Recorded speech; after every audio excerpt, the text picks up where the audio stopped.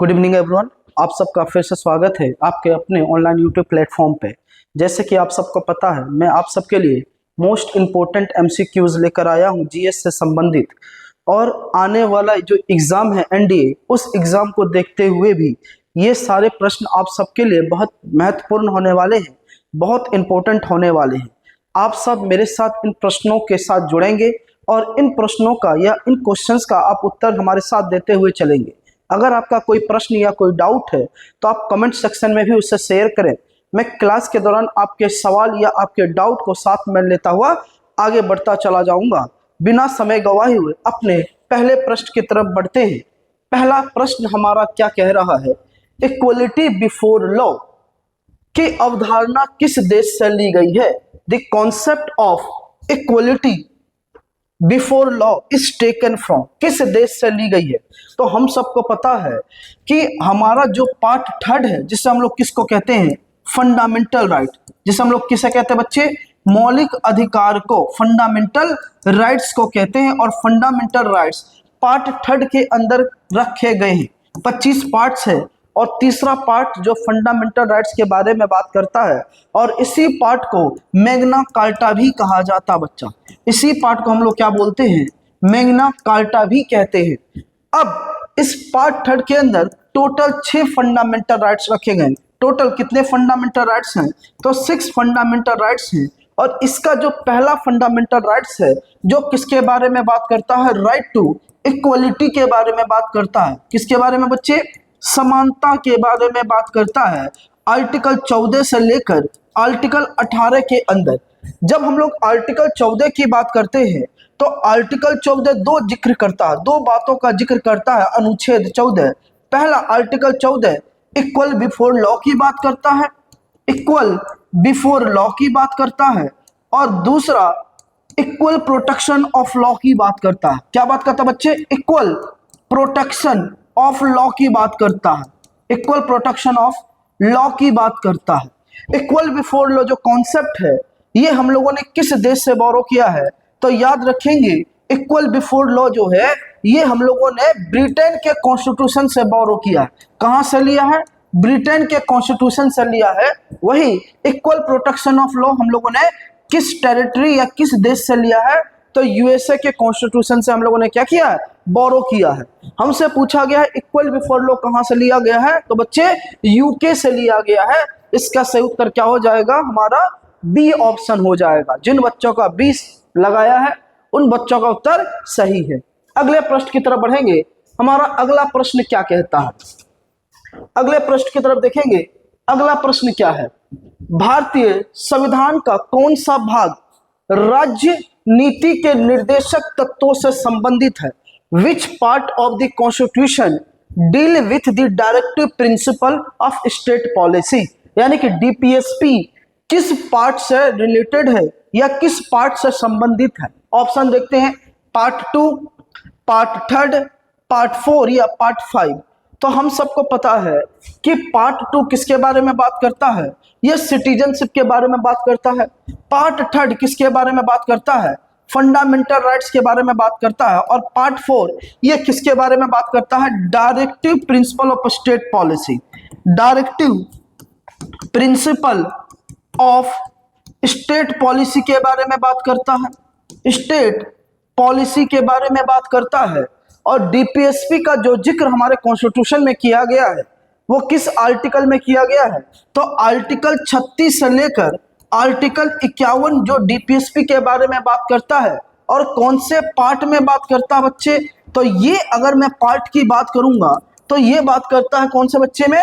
तो पार्ट 4 के अंदर जिक्र किया गया है। किसके बारे में? डीपीएसपी के बारे में, directive principle of state policy के बारे में। तो इसका सही उत्तर क्या हो जाएगा बच्चे? तीसरा ऑप्शन सही हो जाएगा। अगले प्रश्न की तरफ बढ़ेंगे। अगला प्रश्न है, राइट टू फ्रीडम किस अनुच्छेद में दिया गया है? Right to freedom is given under which article? जैसे मैंने आपको कहा कि हमारे कॉन्स्टिट्यूशन के अंदर टोटल कितने आर्टिकल हैं? अगर पार्ट 3 की बात करेंगे, फंडामेंटल राइट्स की बात करेंगे, तो फंडामेंटल राइट्स में जो अनुच्छेदों की शुरुआत होती है या टोटल जो आर्टिकल मेंशन किए गए हैं वो कितने आर्टिकल मेंशन किए गए हैं बच्चे? तो याद रखिएगा 12 से लेकर 35 तक जिक्र किसके बारे में करता है? फंडामेंटल राइट्स के बारे में जिक्र करता है। फंडामेंटल राइट्स का जो उल्लेख है वो किस आर्टिकल में है? तो याद रखिएगा 12 से लेकर 35 तक। हमसे पूछा गया है right to freedom of religion के बारे में पूछा है, राइट टू फ्रीडम के बारे में पूछा है, यानी कि स्वतंत्रता से संबंधित अनुच्छेद के बारे में पूछा है। अगर आप देखोगे 14 से 18 इक्वलिटी के बारे में बात करता है, समानता के बारे में बात करता है। तो वही अगर आप देखोगे 19 से लेकर 22 तक किसके बारे में बात करता है? फ्रीडम के बारे में बात करता है। किसके बारे में बात करता है बच्चे? स्वतंत्रता के बारे में बात करता है। वही आप तीसरे नंबर पे देखोगे 23 से लेकर 24 तक ये एक्सप्लॉयटेशन के अगेंस्ट बात करता है, यानी कि शोषण के विरुद्ध जो अधिकार दिए गए हैं वो अनुच्छेद 23 से लेकर 24 के अंदर बात कही गई है, यानी कि एक्सप्लॉयटेशन के अगेंस्ट कौन से आर्टिकल मेंशन है? तो 23 से 24। अगर आप 25 से 28 देखेंगे ये किसके बारे में बात करता है बच्चे? तो ये right to freedom of religion के बारे में बात करता है, धर्म की स्वतंत्रता के बारे में बात करता है। वही 29 से लेकर 30 तक प्रोटेक्ट माइनॉरिटीज के बारे में बात करता है। और आखिरी जो फंडामेंटल राइट्स है जो आर्टिकल 32, उसे हम लोग बोलते हैं कॉन्स्टिट्यूशनल रेमेडीज। तो हमसे पूछा गया कि फ्रीडम किस अंडर आर्टिकल में रखा गया? राइट टू फ्रीडम किस में है? 19 से लेकर 22 तक। तो इसका सही उत्तर क्या हो जाएगा? बी ऑप्शन हो जाएगा, आर्टिकल 19 से लेकर 22 तक। चलिए अगले प्रश्न की तरफ बढ़ेंगे। अगला प्रश्न हमारा क्या है? भारत में सिंगल सिटीजनशिप किस देश से ली गई है? सिंगल सिटीजनशिप हम लोगों ने किस देश से बोरो की है? यूएसए से ली है, यूके से ली है, कनाडा से लिया गया है या ऑस्ट्रेलिया से लिया गया है? यानी कि एकल नागरिकता के बारे में पूछा है। आप वीडियो को पॉज करेंगे और इस प्रश्न का मेरे साथ जवाब देते चलेंगे बच्चे। अगर मैं सिटीजनशिप की बात करता हूं, तो इसका जिक्र हमारे कॉन्स्टिट्यूशन के पार्ट 2 में जिक्र किया गया। किस पार्ट में जिक्र किया गया बच्चे? पार्ट 2 में इसका जिक्र किया गया है। अगर मैं आर्टिकल की बात करूंगा, किसके बारे में बच्चे? अगर मैं आर्टिकल के बारे में बात करूंगा तो कौन से आर्टिकल सिटीजनशिप के बारे में बात करते हैं? तो 5 से लेकर 12 तक, आर्टिकल 5 से लेकर आर्टिकल 12 नागरिकता के बारे में बात करता है। और नागरिकता का प्रावधान भारत के अंदर कैसे रखा गया है? सिंगल सिटीजनशिप का रखा गया है, एकल नागरिकता जिसे बोलते हैं। तो भारत के अंदर किस टाइप की नागरिकता है? सिंगल सिटीजनशिप की नागरिकता है। तो इसका सही उत्तर क्या हो जाएगा? यूके हो जाएगा। ठीक है, कहां से लिया गया है? यूके से लिया गया है। अगले प्रश्न की तरफ बढ़ेंगे। संविधान के किस अनुच्छेद में एबॉलिशन ऑफ अनटचेबिलिटी, क्या पूछा गया बच्चे हमसे? एबॉलिशन ऑफ अनटचेबिलिटी का प्रावधान कहां से बोरो किया गया है? अनटचेबिलिटी अगर देखेंगे हमारे जो टोटल फंडामेंटल राइट्स हैं पार्ट 3 के अंदर कितने हैं? 12 से लेकर 35 तक। अगर इसका एक आर्टिकल उठा कर देखेंगे जो आर्टिकल 17 के बारे में बात करता है। किस आर्टिकल के बारे में बात कही गई बच्चे? आर्टिकल 17 के बारे में। आर्टिकल 17 किसके बारे में बात करता है? अनटचेबिलिटी के बारे में बात करता है, यानी कि हमारे देश के अंदर अनटचेबिलिटी प्रैक्टिस करना एक क्रिमिनल ऑफेंस है। अगर उस प्रैक्टिस करते हुए किसी व्यक्ति को पकड़ा जाता है तो उसके ऊपर क्रिमिनल प्रोसीजर के तहत उसे सजा भी दी जा सकती है या कानूनी अपराध करने के जुर्म में उसे जेल भी भेजा जा सकता है। तो आर्टिकल 17 किसके बारे में बात करता है? अनटचेबिलिटी के बारे में बात करता है। तो इसका सही उत्तर क्या हो जाएगा? आर्टिकल 17। अच्छा, इसी आर्टिकल 17 या अनटचेबिलिटी से संबंधित एक कानून भी बनाया गया था जिसे हम क्या कहते हैं? SC/ST एक्ट के नाम से भी जानते हैं। इस कानून को हम लोग किस नाम से जानते हैं? SC/ST एक्ट के नाम से भी जानते हैं। अगले प्रश्न की तरफ हम लोग बढ़ेंगे बच्चे। आप सब जुड़े मेरे साथ और प्रश्नों का उत्तर साथ में देते चलेंगे और सेशन को शेयर भी करते साथ में चलेंगे। फ्रीडम ऑफ रिलीजन किस अनुच्छेद में दिया गया है? फ्रीडम ऑफ रिलीजन, जैसे मैंने अभी आपको बताया था, right to freedom of religion article किसमें है? Right to freedom of religion के बारे में पूछा है। अगर राइट टू फ्रीडम पूछा जाए, अगर आपसे क्वेश्चन में सिर्फ ये पूछा जाए कि राइट टू फ्रीडम किस आर्टिकल में है, तो याद रखिएगा आर्टिकल 19 से लेकर आर्टिकल 22 तक जो स्वतंत्रता के बारे में बात करता है, फ्रीडम के बारे में बात करता है। लेकिन अगर आपसे प्रश्न पूछा जाए कि right to freedom of religion किसके बारे में बच्चे? Right to freedom of religion यानी कि धर्म की स्वतंत्रता किस आर्टिकल में उल्लेख है? तो हमेशा याद रखिएगा आर्टिकल 25 से लेकर आर्टिकल 28 तक जो right to freedom of religion के बारे में बात करता है। हमसे क्वेश्चन पूछा गया है कि रिलीजन की स्वतंत्रता किस अनुच्छेद के अंदर उल्लेख है या किस आर्टिकल के तहत इसके बारे में मेंशन किया गया?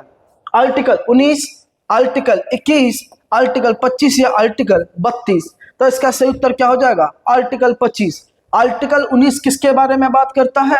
ये फ्रीडम के बारे में बात करता है, राइट टू फ्रीडम के बारे में बात करता है। आर्टिकल 21 किसके बारे में बात करता है बच्चे? राइट टू लाइफ के बारे में बात करता है। किसके बारे में? राइट टू लाइफ के बारे में बात करता है।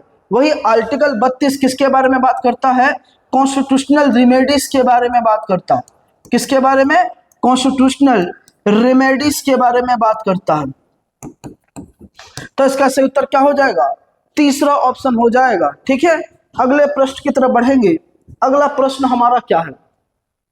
भारतीय संसद का कौन सा सदन भंग किया जा सकता है? विच house of parliament can be dissolved? Rajya Sabha, Lok Sabha, both या नन? किस सदन के द्वारा या किस सदन को भंग किया जा सकता है, डिसॉल्व किया जा सकता है? देखो, जब मैं भंग करने की बात कर रहा हूं या जब मैं डिसॉल्व करने की बात कर रहा हूं, इसका मतलब यह है कि उसके समाप्ति के बारे में बात की जा रही है या उसको समाप्त करने की बात कही जा रही है। तो यहां पर हमसे पूछा गया है कि संसद के कौन से सदन को, तो सबसे पहले बात हम समझेंगे पार्लियामेंट आर्टिकल 79। जब आर्टिकल 79 देखेंगे, ये कहता है कि पार्लियामेंट के दो सदन होंगे, एक होता है हमारा लोकसभा, एक होता हमारा राज्यसभा। लोकसभा को हम लोग किस नाम से जानते हैं? हाउस ऑफ पीपल के नाम से भी जानते हैं। लोकसभा को हम लोग क्या बोलते हैं? हाउस ऑफ पीपल के नाम से भी जानते हैं, यानी कि हिंदी में हम लोग क्या बोलते हैं? लोगों का सदन भी कहा जाता है। अगर लोकसभा के टेन्योर की बात करूं मैं, तो लोकसभा का जो कार्यकाल होता है वो कितने वर्षों का होता है बच्चे? तो लोकसभा का जो टेन्योर होता है वो 5 साल के लिए होता है। कितने साल के लिए होता है? 5 वर्षों के लिए होता है। लेकिन अगर मैं राज्यसभा की बात करूं, तो राज्यसभा एक परमानेंट हाउस है। कैसा सदन है? एक अस्थाई सदन है। इसका मतलब इसे कभी भी डिसॉल्व नहीं किया जा सकता, इसे समाप्त नहीं किया जा सकता। लेकिन खास बात यह है, राज्यसभा के अंदर राज्यसभा को भंग नहीं किया जा सकता है, लेकिन राज्यसभा के अंदर जो सदस्य हैं उनका जो टेन्योर होता है, जो कार्यकाल होता है, वो कितने वर्षों का होता है? तो 6 वर्षों का होता है। कितने वर्षों का? 6 साल का होता है। और प्रत्येक 2 साल में, यानी कि एवरी 2 ईयर, क्या एवरी 2 ईयर में क्या होता है? 1/3 सीट पर, कितने सीट पर? 1/3 सीट पर री इलेक्शन होता है, यानी कि पुनः चुनाव कराया जाता है। किसके अंदर? राज्यसभा के अंदर। तो याद रखेंगे, राज्यसभा क्या है? परमानेंट हाउस है। तो परमानेंट हाउस का अर्थ क्या होता है? कि जिसे कभी भंग नहीं किया जा सकता है। तो भंग राज्यसभा को तो नहीं कर सकते हैं, लेकिन क्या लोकसभा को किया जा सकता है? अगर लोकसभा के अंदर जो बहुमत है, अगर मेजोरिटी नहीं रही, तो ऐसे परिस्थिति में भी लोकसभा क्या हो सकती है? भंग हो सकती है। तो इसका सही उत्तर क्या हो जाएगा? लोकसभा हो जाएगा। अगले प्रश्न की तरफ देखेंगे। नो कॉन्फिडेंस मोशन किस सदन में लाया जाता है? No confidence motion is introduce in Rajya Sabha, Lok Sabha, both house या प्रेसिडेंट? अविश्वास प्रस्ताव किस सदन में लाया जाता है? देखो, जब हम अविश्वास प्रस्ताव की बात कर रहे हैं, इसका मतलब यह है कि इस प्रस्ताव लाने का मतलब ये अपोजिशन पार्टी लेकर आती है। जो विपक्षी दल होते हैं वो नो कॉन्फिडेंस मोशन लेकर आते हैं, और इस प्रस्ताव का लाने का मेन मकसद ये होता है कि जो रूलिंग पार्टी है उसे अपने आप को क्या करना पड़ेगा, बहुमत साबित करनी पड़ेगी। यानी कि रूलिंग पार्टी को क्या करना पड़ेगा, रूलिंग पार्टी को क्या करना पड़ेगा, अपने आप को एब्सोल्यूट मेजोरिटी साबित करनी पड़ेगी, जिसे हम लोग क्या बोलते हैं, पूर्ण बहुमत कहते हैं। यानी कि सरकार बनाने के लिए किस टाइप की मेजोरिटी की आवश्यकता पड़ती है बच्चे? तो एब्सोल्यूट मेजोरिटी की आवश्यकता पड़ती है। इसे हिंदी में हम लोग क्या बोलते हैं, पूर्ण बहुमत भी कहते हैं। अगर किसी भी पॉलिटिकल पार्टी को सरकार देश में बनानी है तो उसे अपने आप को पूर्ण बहुमत साबित करना पड़ेगा। इसका मतलब जो उस सदन का टोटल स्ट्रेंथ है, जो हाउस का टोटल स्ट्रेंथ है, उस टोटल स्ट्रेंथ का 50%, टोटल स्ट्रेंथ का क्या करना पड़ेगा, 50% +1 साबित करना पड़ेगा। तभी वो क्या बना सकता है, देश के अंदर सरकार का निर्माण कर सकता है या गवर्नमेंट फॉर्म कर सकता है। हमसे पूछा गया है कि नो कॉन्फिडेंस मोशन कहाँ इंट्रोड्यूस किया जाता है, तो अपोजिशन पार्टी लेकर आती है, किसके खिलाफ, रूलिंग पार्टी के खिलाफ लेकर आती है। और रूलिंग पार्टी को क्या करना पड़ता है, एब्सोल्यूट मेजॉरिटी साबित करना पड़ता है। लेकिन ये केवल सिर्फ लोकसभा में ही लाया जा सकता है। तो क्या हो जाएगा इसका सही उत्तर, लोकसभा। मैं उम्मीद कर रहा हूं कि आप सब मेरे 7 प्रश्नों का जवाब दे रहे हैं, वैसे ही देते चलेंगे। अगर कोई डाउट है तो कमेंट सेक्शन में उसको मेंशन करते चलेंगे। अगला क्वेश्चन देखेंगे, राष्ट्रपति का कार्यकाल कितने वर्षों का होता है? राष्ट्रपति का कार्यकाल कितने वर्षों का होता है? टर्म ऑफ द प्रेसिडेंट, राष्ट्रपति का कार्यकाल पूछा है। तो हम सबको पता है कि राष्ट्रपति का जो कार्यकाल होता है वो 5 वर्षों का होता है। कितने वर्षों का होता है? 5 वर्षों का होता है। और ये भी याद रखेंगे, राष्ट्रपति हमारे देश के हेड ऑफ स्टेट होते हैं, हेड ऑफ स्टेट। तो हेड ऑफ स्टेट कौन होते हैं? हमेशा याद रखिएगा, प्रेसिडेंट होते हैं। अगर आपसे पूछा जाए हेड ऑफ गवर्नमेंट कौन होगा, अगर हेड ऑफ गवर्नमेंट की बात की जाए तो हेड ऑफ गवर्नमेंट कौन होता है? जो हमारे देश के प्राइम मिनिस्टर होते हैं, वो हमारे सरकार के प्रमुख भी होते हैं। और ये भी याद रखिएगा, हेड ऑफ स्टेट ही पहले देश के नागरिक होते हैं। अगर आपसे कई बार एग्जाम में ये पूछा गया कि देश के पहले नागरिक कौन हैं, तो देश के जो पहले नागरिक होते हैं वो हमारे देश के जो हेड ऑफ स्टेट यानी कि प्रेसिडेंट क्या होते हैं, देश के पहले नागरिक या सिटीजन होते हैं। ये भी बात बच्चे दिमाग में याद रखेंगे आप लोग। तो इसका सही उत्तर क्या हो जाएगा, बी हो जाएगा। अगले प्रश्न की तरफ बढ़ेंगे। प्रश्न, अटॉर्नी जनरल ऑफ इंडिया की नियुक्ति कौन करता है? Who appointed the attorney general? Attorney general को किसके द्वारा नियुक्त किया जाता है? पहला ऑप्शन देखते हैं, प्राइम मिनिस्टर के द्वारा, दूसरा प्रेसिडेंट के द्वारा, तीसरा पार्लियामेंट के द्वारा, या चौथा चीफ जस्टिस के द्वारा। अटॉर्नी जनरल को कौन अपॉइंट करता है? देखो, बेसिकली अटॉर्नी जनरल होता कौन है, इस बात को ध्यान में रखो। अगर मैं अटॉर्नी जनरल की बात करूं तो ये समझो कि सरकार का एक वकील होता है।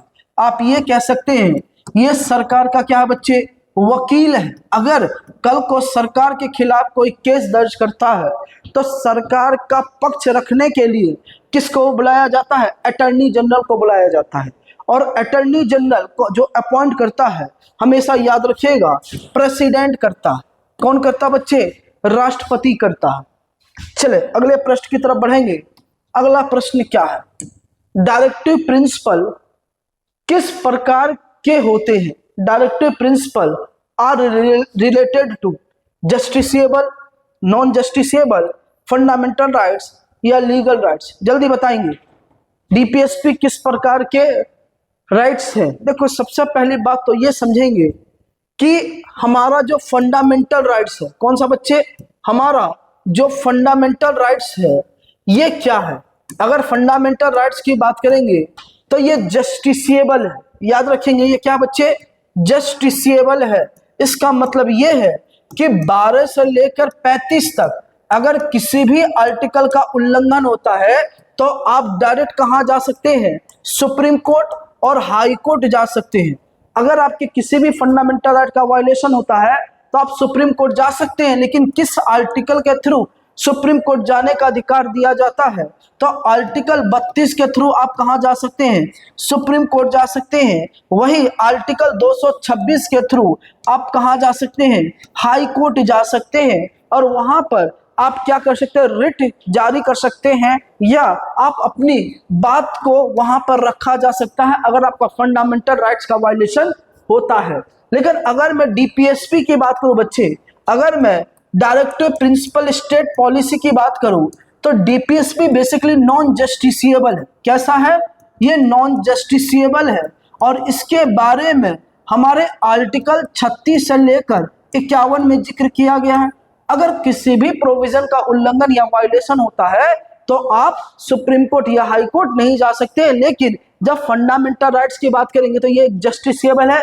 इसके वायलेशन पर आप सुप्रीम कोर्ट हाई कोर्ट जा सकते हैं, डीपीएसपी के वायलेशन पर आप सुप्रीम कोर्ट हाई कोर्ट नहीं जा सकते हैं। सिर्फ इतना ही नहीं, जब फंडामेंटल ड्यूटीज की बात करते हैं, मौलिक कर्तव्यों की बात करते हैं, वो भी नॉन जस्टिसेबल है, उसके लिए भी आप सुप्रीम कोर्ट हाई कोर्ट नहीं जा सकते हैं। तो बेसिकली कैसा बच्चे? नॉन जस्टिसेबल है। अगला प्रश्न देखेंगे हम लोग, फंडामेंटल ड्यूटीज किस संशोधन द्वारा जोड़े गए थे? Fundamental duties were added by 42वां संविधान संशोधन, 44वां संविधान संशोधन, 86वां संविधान संशोधन, या 52वां संविधान संशोधन? जल्दी बताएंगे कब जोड़े गए थे? आप सब वीडियो पॉज करें और इस प्रश्न का जवाब दें। फंडामेंटल ड्यूटीज कब जोड़े गए थे? तो समझिए, पहली बात, जब मैं फंडामेंटल ड्यूटीज की बात करता हूं, किसके बारे में बच्चे? जब मैं फंडामेंटल ड्यूटीज की बात करता हूं तो इसका मतलब क्या हुआ बच्चे? इसका मतलब यह हुआ कि आर्टिकल 51A, कौन सा बच्चे? अगर मैं आर्टिकल 51A की बात करूं, क्योंकि आर्टिकल 36 से लेकर आर्टिकल 51 तक डीपीएसपी के बारे में बात की गई है, लेकिन अगर आर्टिकल 51A की बात करेंगे तो ये किसके बारे में बात करता है? मौलिक कर्तव्यों के बारे में बात करता है। और हमारे देश के अंदर कुल 11 फंडामेंटल ड्यूटीज है। कितने फंडामेंटल ड्यूटीज है टोटल? तो टोटल फंडामेंटल ड्यूटीज की बात करेंगे तो वो कितने हैं? 11 फंडामेंटल ड्यूटीज है। लेकिन जो फंडामेंटल ड्यूटीज जो ऐड किए गए थे, जो मौलिक कर्तव्यों को शामिल किया गया था, वो स्वर्ण सिंह समिति के सिफारिश में शामिल किया गया था। कई बार एग्जाम में ये भी पूछ देता है कि फंडामेंटल ड्यूटीज किसके रिकमेंडेशन पर ऐड किए गए थे? तो याद रखिएगा, स्वर्ण सिंह समिति एक समिति थी जिनका नाम था स्वर्ण सिंह समिति, और इसी समिति के रिकमेंडेशन में फंडामेंटल ड्यूटीज को ऐड किया गया था। कब? 42वें संविधान संशोधन 1976 में। कब किया गया था? 42nd अमेंडमेंट एक्ट 1976 को किया गया था। तो इसका सही उत्तर क्या हो जाएगा? 42nd अमेंडमेंट एक्ट 1976 हो जाएगा। अगले प्रश्न की तरफ बढ़ेंगे। अगला प्रश्न हमारा क्या कहता है? भारत में नियंत्रक एवं महालेखक परीक्षक कैग का कार्यकाल कितने वर्षों का होता है? Tenure of CAG, control and auditor general की बात पूछा गया। तो इसको अगर अपॉइंटमेंट की बात करेंगे तो कैग को हमेशा याद रखेंगे, प्रेसिडेंट अपॉइंट करता है। हमारे जो देश के राष्ट्रपति हैं, इनके अपॉइंटमेंट राष्ट्रपति के द्वारा किया जाता है। अगर इनके कार्यकाल की बात करेंगे तो कैग का कार्यकाल 6 वर्षों तक होता है, 6 ईयर, और 65 वर्ष तक होता है। 65, अब दोनों में कोई पूरा हो जाए, या तो 6 साल पूरा हो जाए या 65 साल पूरा हो जाए, जो भी पूरा होगा वही उसका क्या होगा? कार्यकाल होगा। तो इसका सही उत्तर क्या हो जाएगा? इसका सही उत्तर हो जाएगा 6 ईयर और 65 ईयर एज। अगले क्वेश्चन की तरफ बढ़ेंगे। अगला क्वेश्चन क्या हमारा? संविधान के किस अनुच्छेद में राइट टू एजुकेशन है? Right to education is under article 19, article 21A, article 32, article 45। जल्दी बताएंगे बच्चे, इसका सही उत्तर क्या होगा? राइट टू एजुकेशन के बारे में पूछ रहा है या किस आर्टिकल में पूछा गया? देखो, सबसे पहली बात तो राइट टू एजुकेशन डीपीएसपी के अंदर भी उल्लेख है, फंडामेंटल ड्यूटीज के अंदर भी उल्लेख है, और फंडामेंटल राइट्स के अंदर भी इंट्रोड्यूस किया गया है। आर्टिकल 21A किसके बारे में बात करता है? ये कहता है कि 6 से 14 साल के बच्चों को फ्री एंड कंपलसरी एजुकेशन दी जाएगी। कैसी एजुकेशन मिलनी चाहिए? फ्री एंड कंपलसरी एजुकेशन मिलनी चाहिए, और ये उसका क्या है? फंडामेंटल राइट्स है, मौलिक अधिकार है। तो इस प्रोविजंस को जो ऐड किया गया था आर्टिकल 21A को, कब ऐड किया गया था? तो 86th अमेंडमेंट एक्ट 2002 को ऐड किया गया था। कब ऐड किया गया था बच्चे? 86वां संविधान संशोधन 2002 को ऐड किया गया था। फंडामेंटल, या आप कह सकते हैं राइट टू एजुकेशन, जहां पर 6 से 14 वर्ष के बच्चों को निःशुल्क और अनिवार्य शिक्षा प्रदान की जाती है। तो इसका सही उत्तर क्या हो जाएगा बच्चे? तो 21A हो जाएगा। अगले प्रश्न की तरफ बढ़ेंगे। अगला प्रश्न हमारा क्या है? पार्लियामेंट्री फॉर्म ऑफ गवर्नमेंट किस देश से लिया गया है? Parliamentary system is borrowed from USA, UK, Canada या Ireland. Parliamentary form of government हम लोगों ने कहां से लिया है? तो देखो, एक फॉर्म ऑफ गवर्नमेंट होता है प्रेसिडेंशियली, एक होता है राष्ट्रपति शासन, प्रेसिडेंशियली फॉर्म ऑफ गवर्नमेंट, और दूसरा जो फॉर्म ऑफ गवर्नमेंट होता है इसे हम लोग बोलते हैं पार्लियामेंट्री फॉर्म ऑफ गवर्नमेंट। दूसरा क्या होता है? पार्लियामेंट्री फॉर्म ऑफ गवर्नमेंट होता है। अगर आप देखेंगे ब्रिटेन के अंदर, तो आपको क्या देखने को मिलेगा? ये पार्लियामेंट्री फॉर्म ऑफ गवर्नमेंट देखने को मिलेगा। वही अगर आप प्रेसिडेंशियली फॉर्म ऑफ गवर्नमेंट देखेंगे तो ये आपको कहां देखने को मिलेगा? यूएसए के अंदर देखने को मिलेगा। कहां देखने को मिलेगा? यूएसए के अंदर देखने को मिलेगा। और भारत के अंदर जो पार्लियामेंट्री फॉर्म ऑफ गवर्नमेंट है वो कहां से लिया गया है? ब्रिटेन यानी कि यूके से लिया गया है। अगले प्रश्न की तरफ बढ़ेंगे। राज्यसभा के कितने सदस्य राष्ट्रपति द्वारा नामित किए जाते हैं? How many member are nominated to Rajya Sabha by the president? राष्ट्रपति के द्वारा कितने लोगों को मनोनीत किया जाता है या नॉमिनेट किया जाता है? जैसे मैंने अभी आपको कहा था कि अगर मैं राज्यसभा के टोटल स्ट्रेंथ की बात करूं, कुल सदन की अधिकतम सदन के सदस्यों की संख्या बताऊं तो कितना होता है? 250 होता है, जिसमें अभी 245 प्रेजेंट में है, 243 प्रेजेंट में है। खैर, मैं उधर नहीं बढ़ता हूं। राज्यसभा बेसिकली क्या है? एक परमानेंट हाउस है। राज्यसभा कैसा सदन है? एक परमानेंट, एक अस्थाई सदन है। कैसा सदन है? परमानेंट हाउस है। अब राज्यसभा के अंदर जो सदस्य है, अगर उनके कार्यकाल की बात करेंगे, मेंबर के टेन्योर की बात करेंगे, तो वो कितने वर्षों का टेन्योर होता है? 6 साल का टेन्योर होता है, और हर 2 साल में 1/3 सीट पर री इलेक्शन होता है। हमसे पूछा गया है कि इनमें कितने लोगों के द्वारा मनोनीत किया जाता है? तो टोटल 12 लोगों को नॉमिनेट किया जाता है। कितने लोगों को नॉमिनेट किया जाता है? 12 लोगों को नॉमिनेट किया जाता है। और नॉमिनेट कौन करता बच्चे? ये राष्ट्रपति के द्वारा किया जाता है। किसके द्वारा? प्रेसिडेंट के द्वारा किया जाता है। और जो 12 लोगों को प्रेसिडेंट नॉमिनेट करते हैं वो 4 जगह से करते हैं, जैसे लिटरेचर, आर्ट, साइंस और सोशल सर्विस से। 4 जगह से किया जाता है, आर्ट, लिटरेचर, सोशल साइंस और सोशल सर्विस से। ये 4 जगह से नॉमिनेट किया जाता है। तो इसका सही उत्तर क्या हो जाएगा? बी हो जाएगा। अगले क्वेश्चन की तरफ बढ़ेंगे। एंटी डिफेक्शन लॉ किस अनुसूची में है? Anti defection law is which schedule? 8वीं शेड्यूल, 9वां, 10वां या 11? दल बदल कानून किस अनुच्छेद के अंदर या किस संविधान संशोधन या किस अनुसूची के अंदर रखा गया? किस अनुसूची या किस शेड्यूल के अंदर रखा गया है दल बदल कानून? तो याद रखिएगा, एंटी डिफेक्शन लॉ जो है वो 50वां संविधान संशोधन लाया गया था 1985 में। 52वां संविधान संशोधन 52nd अमेंडमेंट लाया गया था, जिसकी वजह से इसी अमेंडमेंट के थ्रू दल बदल कानून को ऐड किया गया था। कौन से शेड्यूल में? तो 10वीं अनुसूची के अंदर, 10th शेड्यूल के अंदर ऐड किया गया था। और इस समय जो प्राइम मिनिस्टर थे तो वो कौन थे? कई बार पूछ लेता है, राजीव गांधी। ठीक है, तो इसका सही उत्तर क्या हो जाएगा? 10th schedule. अगले प्रश्न की तरफ बढ़ेंगे हम लोग। अगला प्रश्न क्या है? पंचायती राज किस संशोधन के तहत अमेंड किया गया था? पंचायती राज को जो अमेंडमेंट किया गया था वो किस अमेंडमेंट के थ्रू किया गया था?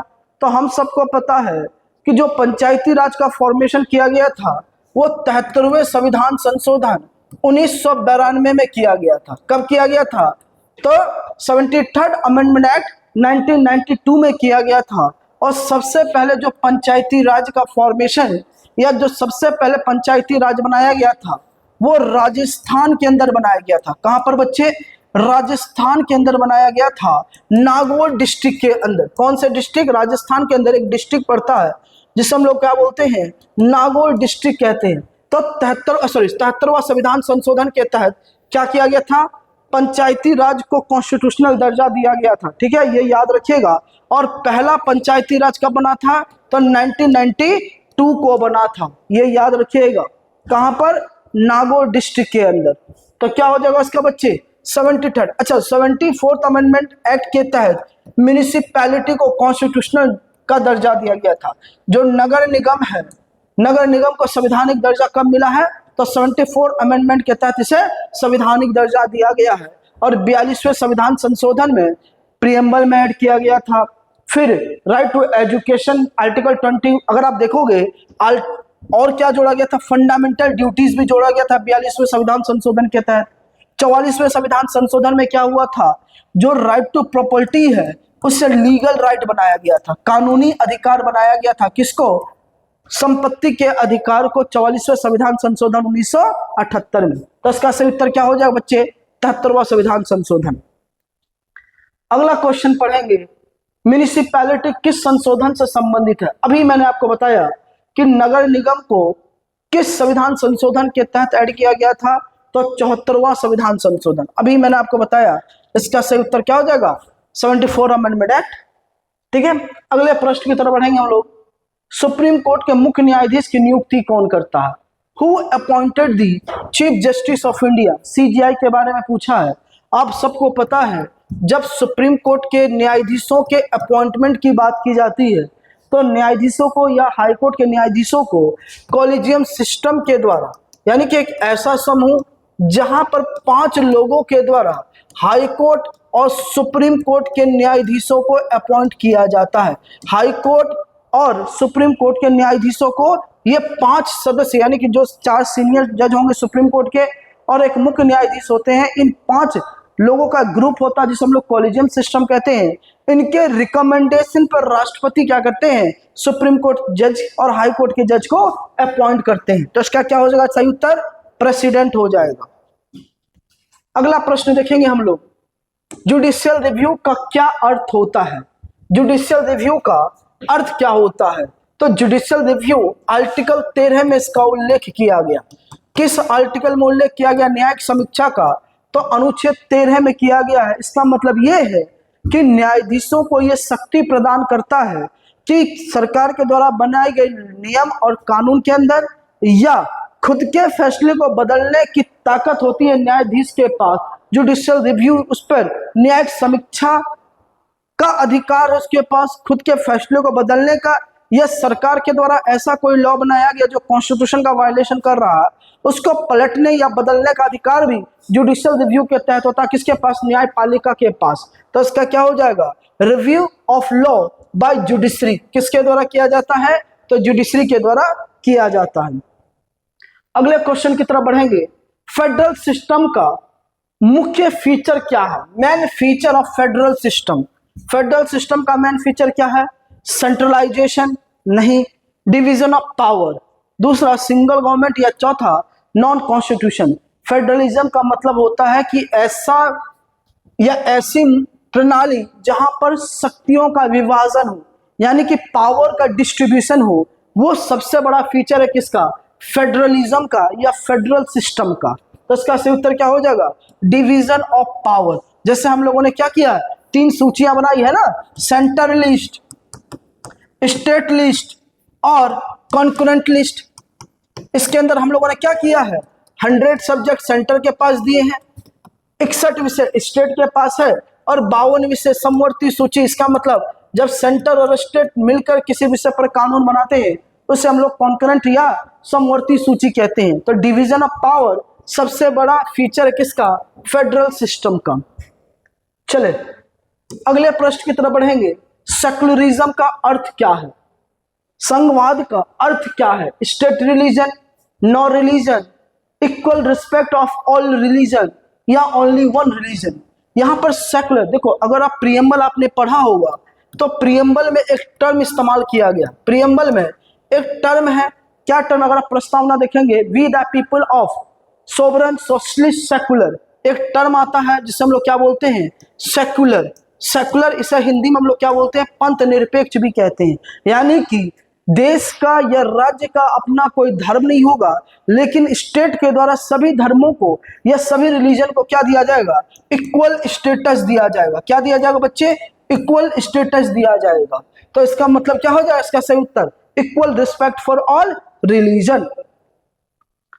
अगला देखेंगे, यूनिवर्सल एडल्ट फ्रेंचाइजेस का अर्थ क्या है? वोटिंग फॉर रिच या वोटिंग फॉर एजुकेटेड या वोटिंग ऑफ ऑल एडल्ट या वोटिंग फॉर मैन ओनली। देखो यूनिवर्सल एडल्ट फ्रेंचाइज का मतलब है कि अगर कोई 18 वर्ष से ऊपर है या जो सरकार के द्वारा वर्ष तय की गई है वोट डालने की, अगर उस वर्ष से वो ऊपर है तो वो चाहे किसी भी रिलीजन का हो, किसी भी कास्ट का हो, कहीं का भी प्लेस ऑफ बर्थ हो, उसे राइट टू वोट का अधिकार है। और ये अधिकार उसको कौन देता है? भारतीय संविधान देता है। यानी कि यूनिवर्सल एडल्ट फ्रेंचाइजेस का मतलब होता है वोटिंग फॉर ऑल एडल्ट हो जाएगा। अगले प्रश्न की तरफ बढ़ेंगे और लास्ट प्रश्न है ये हमारा, रूल्स ऑफ लॉ का अर्थ क्या है? देखो हमारे यहाँ पर दो बातें कही गई। यहाँ सिस्टम में दो तरह के रूल्स होते हैं। एक पहले कहा जाता था king is a law, king is a law देखा जाता था, लेकिन संविधान लागू होने के बाद ये जो प्रोविजंस था ये बदल गया। अब हम लोग क्या कहते हैं? Law is a king. इसका मतलब ये है कि कानून के समक्ष सभी क्या होंगे? बराबर होंगे, चाहे वो अमीर हो चाहे वो गरीब हो।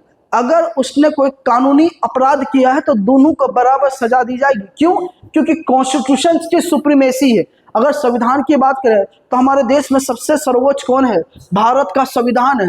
सुपरमेसी ऑफ लॉ है। तो रूल ऑफ लॉ का मतलब होता है सुपरमेसी ऑफ लॉ, क्योंकि संविधान से ऊपर कोई नहीं है। सबसे ऊपर कौन होंगे? संविधान हमारे देश का होगा और सभी को संविधान के अंदर फंक्शंस या पावर को इस्तेमाल करना होता है। अगर कोई अपने पावर को कॉन्स्टिट्यूशन के खिलाफ जाकर काम करता है तो उसके खिलाफ कानूनी कार्रवाई भी की जाती है। ये हमारा आज के कुछ 25 क्वेश्चंस हैं। मैं उम्मीद कर रहा हूं कि आप सब ने मेरे साथ इस प्रश्नों को खूब एंजॉय किया होगा। अगर सेशन पसंद आए या आपको कोई डाउट है तो आप कमेंट्स में जरूर करेंगे, और सेशन अगर आपको पसंद आया है तो लाइक और शेयर जरूर करेंगे। अगर आपकी कोई समस्या है तो उस कमेंट सेक्शन में भी जरूर मेंशन करें। मैं कोशिश करूंगा कि अगले क्लास में आपके डाउट या आपके सवाल को, जीएस से रिलेटेड कोई भी सवाल है उसको मैं क्लास के दौरान ही लेता चलूंगा। आज के लिए इतना ही, मिलते हैं कल के क्लास में। Best of luck and thank you.